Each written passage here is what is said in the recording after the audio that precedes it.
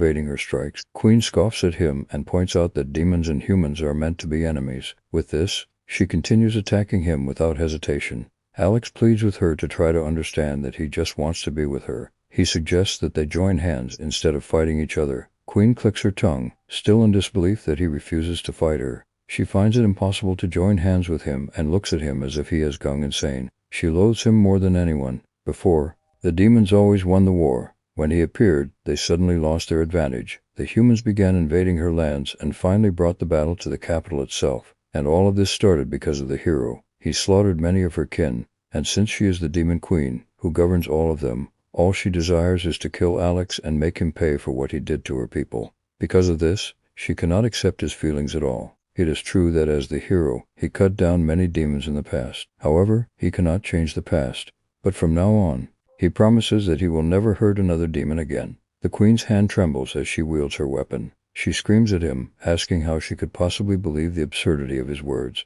To her utter shock, he suddenly incapacitates himself and cuts his own arms. With pure disbelief on her face, she questions why he would do that to himself. He tells her that he wants to convince her that he has no intention of hurting her, and that his feelings for her are genuine. He wants to move forward, even if it means throwing everything away. Now that he has finally found something that he truly believes in, he wants to hold on to it with all his strength. He then extends his remaining hand toward her. She finds it infuriating that an enemy is pitying her, and she can feel the rage boiling inside her. Alex is confused as to why she is still angry with him. She answers that it is only natural since he is the first human to ever defeat her, and she cannot allow such a pathetic outcome to stand. She grabs him by the collar and declares that once his arm is healed, she will fight him fair and square, and that she will not hold back anymore. She swears that he will regret not finishing her when he had the chance. She looks forward to seeing him consumed by regret and humiliation, and that he should die while being watched over by her. Alex grits his teeth,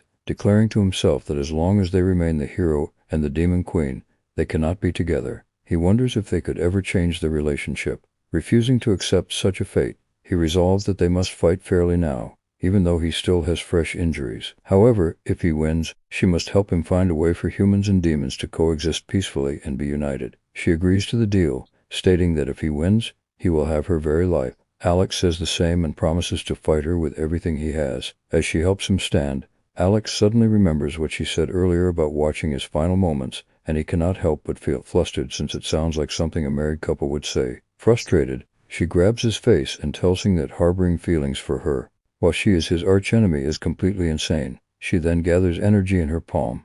Alex feels threatened, but to his surprise, the queen only intended to stop the bleeding on his arms. He thanks her for it, but tells her to finish him next time. The queen argues that she only did that so that in their next fight, he will be fully healed. Since the blizzard has already stopped, they check outside to see how they can get out of the snowy mountains. However, no matter how far they look, all they can see is snow. Just then, Alex remembers the teleportation crystal they used earlier. Confused as to why he brought it up, the queen thinks that he is asking her to take responsibility for breaking it. However, he points out that Dorothy told him that the crystal could be used as many times as he wants as long as he pours mana into it. The queen silently praises the sorcerer for creating such an incredible magical item. Alex makes it clear that he is not trying to make her compensate for breaking the teleportation crystal. However, he is unsure where the magical item would take them next if they use it again. Queen agrees to use the crystal again, even though they are uncertain of the outcome. To the hero's surprise, she places her hand over it and fills it with her mana as well. As the blinding light of the crystal envelops them, Alex thinks about his comrades and wishes that he could share his new goal with them, which is to make humans and demons coexist. The crystal warps them into another unfamiliar place. As they look around, they realize that they have been transported right in front of Alex's comrades, who are shocked at how quickly he has reunited with his party. Excited to fill them in with details, he tells them that he has a lot to explain and share. However, before he can finish his statement, Roy raises his weapon against Alex's throat, screaming at him for having the nerve to show his face to them. The air was frozen with tension as the assassin pointed his blade at the treacherous hero. As their teammates gasped in surprise, Alex acknowledged how he acted selfishly back then, but adds that he doesn't regret it. Although he apologizes, the lack of remorse in his face infuriates Roy, who swings down to punish the young man. When he dodged the first attack, everyone in the area stood still, finally seeing his missing arm. They were in disbelief. The anger they had towards the hero flipped, and they now scold him for getting tricked by the enemy. Alex was perplexed as his comrades turned their weapons at the queen. Glaring, the demon queen tells them not to get the wrong idea, as it wasn't her doing. This makes the party defend the hero, who they insist isn't that dumb. He proves this wrong by raising his remaining arm sheepishly, and saying there's a reason for all of this. All three turned to him and screamed in disbelief. For now, they all calmed down, and Dorothy spent some time trying to heal the hero's severed arm. Roy was still enraged, and demanded to know what the deal between the two is now. While it's a long story, there was no progress at all on the front of their romantic endeavor. The others barely managed to stop the assassin from punching the ridiculous comrade. Ryan is much more understanding, but nonetheless scolds him for coming back in this state. For now, there's one thing he needs to know, and it's on whose side the hero is on. Alex insists that he's still on humanity's side, and is asked how the demon queen comes into that picture. Queen scoffs at them, certain that even the three can't take her together. This obviously pushes the assassin's buttons even more, questioning what the hero could possibly see in her. The young man smittenly admires her fiery attitude. The demon ignores them all with a more important question. She turns to Dorothy, calling her short and asking if she can fix the boy's arm. After looking back and forth in disbelief, the sorcerer with a similarly short fuse exploded in anger. The conversation reminds Alex that he has to fight the demon queen if he regains his arm. Before that, he has to tell everyone about the promise with the demon queen. He was just about to do it when Dorothy surprised them all. She flatly and frankly admits that she can't fix his limb. It isn't her area of expertise, but the wound seems completely sealed now. Instead of healing him, he'll need an entirely new arm forged with regeneration. Alex is flustered and suggests that there might be a spell that can help, but she shook her head. Basically, his arm could not be healed. To everyone's shock and surprise, the queen invites him to her castle, where there might be something that can help.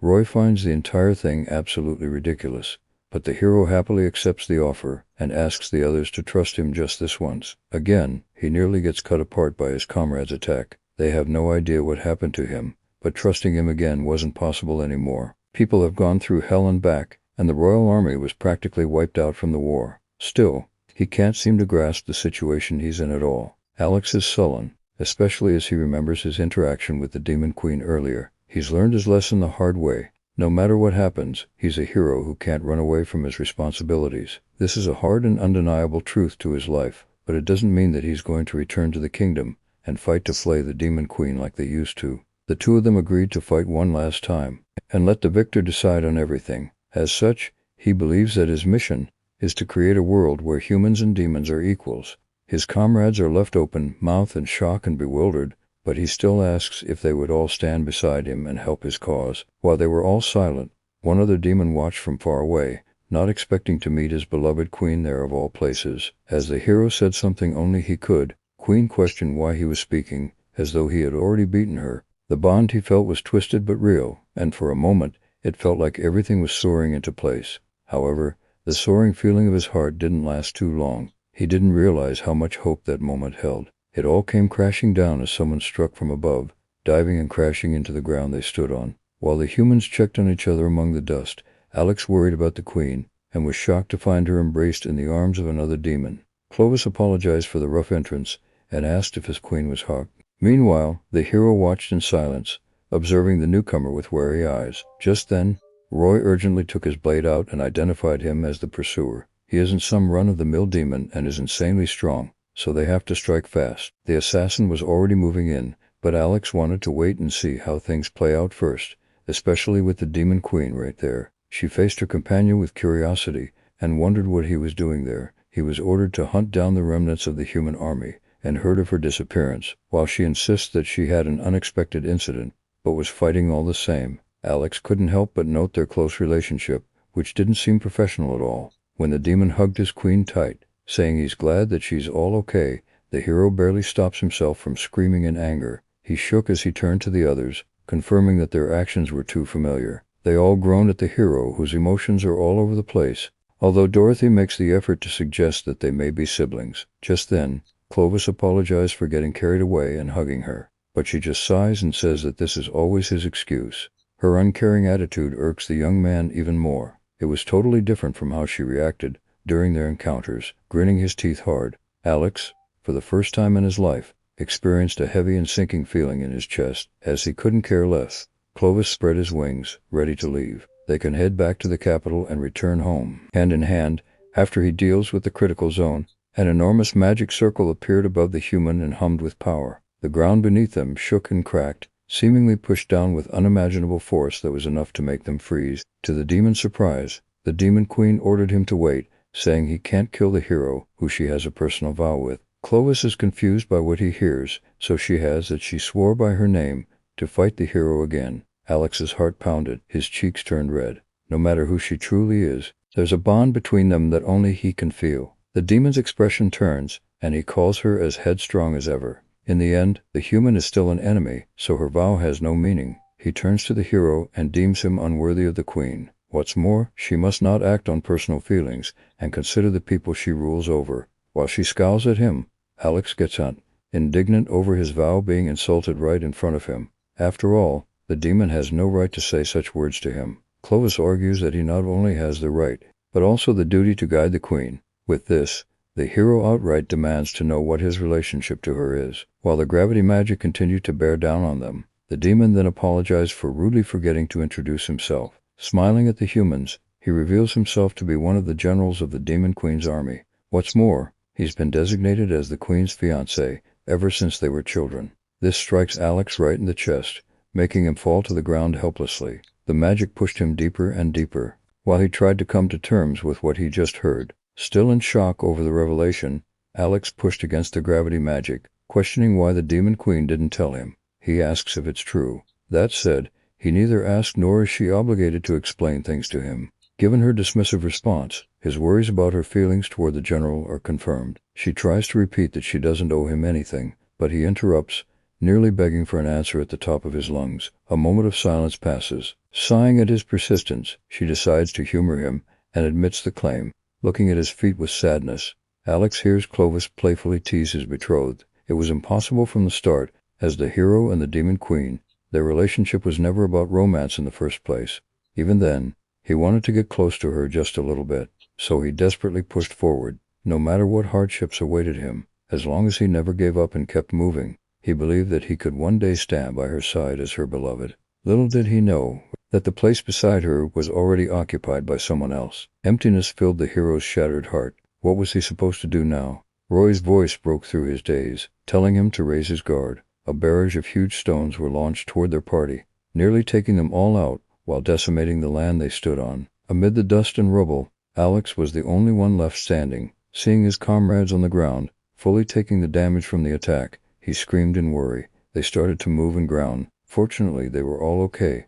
But there was a bigger problem at hand. Jumping at the distracted hero was Clovis, who rushed in with his blade at hand. The air was filled with a loud clang as their weapons clashed with power. The demon smiled at the human, who blocked his swing so effortlessly. Just then, another blade pierced through the hard soil, and Queen screamed at the fiancé. He was blatantly disobeying her orders, and she questioned if he'll continue to be so impertinent. The hero looked, surprised by her outburst. On the other hand, Clovis apologized with a smile. As her general, he simply cannot stand down this time. With another wave of his hand, the gravity magic circle appeared again, this time above the queen. To her surprise, they bound her wrists and pulled them up, rendering her immobile. She demands to know what he's doing, but he just tells her to sit still, as he can't have her thrashing around. Suddenly, Alex's demeanor and eyes changed. The killing intent was strong enough to make the turn. With suffocating pressure, the hero fought against the man, who was stripping the demon queen of her freedom. Scolding him for doing as he wishes, just because of their relationship, he sends Clovis back with the power of a single hand. The two rivals stood before each other, their weapons at the ready. Alex couldn't put into words the unpleasant and entangled emotions in his body. Still, amid the chaos was one undeniable truth. He will never lose to the enemy in front of him. With their swords surging with power, they charged in with unwavering resolve, and the impact from their clashing blades sent shock waves throughout the area. The two blades pushed forward, neither willing to give in. As both are deflected, Alex grit his teeth and decides to surrender to the intense feelings in his heart for now. Refusing to ever lose to the demon before him, he swung his sword with all his might, but Clovis merely smiled as he fought back play by play. It was truly impressive and splendid swordsmanship from the hero, but still, what can his one hand do against a general of the Queen's army? He sent flying back. Despite giving everything he has, his blade just refused to cut through the target. Swinging again, the demon struck and said the human must be in love with his fiancée. His eyes give it away, and while he might be somewhat capable of doing something, Clovis wasn't the least bit threatened by his presence. He waved his hand and cast gravity magic once more, instantly pinning the hero onto the ground. The young man couldn't do anything magic, even as his enemy insultingly placed a foot on his shoulder. After all, eradicating pests that cling to a beloved flower is part of his daily routine as a husband. He could try as hard and as long as he wants, but none of it will amount to anything. In fact, it was pathetic and laughable. Alex pushed against the ground, scorning the mouth that kept running. As he didn't seem to enjoy groveling in the dirt, Clovis is kind enough to assist. With the same graveling magic, he lifts his fingers and forces this human to fly high into the sky. While he couldn't do anything in the air, the demon spoke again, sending him crashing back into the ground in an instant. The other members of the party gasped at the horrific sight. Despite the hero's injuries, it seems he wasn't satisfied yet, so he sent right back up. Roy called to his comrade, desperately telling him to fight back already. After being bashed into the ground, he immediately went back up again. While this cycle went on and on, he's told not to fall in such a place. He knew this, of course, but what was he to do when his sword can't even reach the enemy? The helpless young man was just about to accept his defeat. Just then, Queen's loud voice cut through the haze and blur. Turning toward her, he sees the Queen questioning what he was doing. As someone who rivals her power, she refuses to allow him to lose to anyone but her. It's true that he might not be at full strength with just one arm,